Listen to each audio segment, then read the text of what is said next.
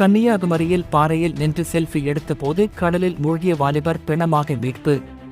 சேலம் மாவட்டம் மாரமங்கலத்தைச் சேர்ந்தவர் விஜய், வயது 27. நேற்று முன்தினம் விஜய் உள்பட 27 பேர் கொண்ட குழுவினர் நாகர்கோவிலில் நடந்த ஒரு நிகழ்ச்சியில் பங்கேற்க வந்தனர். பின்னர் அவர்கள் கன்னியாகுமரியை சுற்றி பார்க்க புறப்பட்டனர். அங்கு விஜய் உள்பட சிலர் கடலில் தடை செய்யப்பட்டு மரணப்பாறை பகுதிக்கு சென்று அங்கு பாறையில் நின்றபடி செல்ஃபி எடுத்துக் கொண்டிருந்தார். அப்போது அவர் எதிர்பாராமல் கால் தவறி கடலில் விழுந்தார். இதை பார்த்ததும் அவருடன் வந்தவர்கள் விஜயை காப்பாற்ற முயன்றனர்.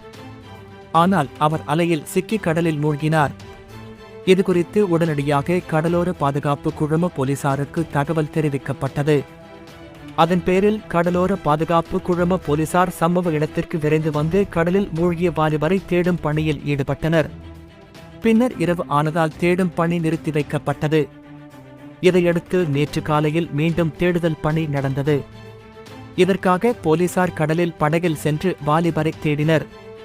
இறுதியில் நண்பகல் விஜயின் உடல் கடலில் மிதந்த நிலையில் மீட்கப்பட்டது. விஜயின் உடலை பார்த்து அவருடன் வந்தவர்கள் கதறி அழுதனர்.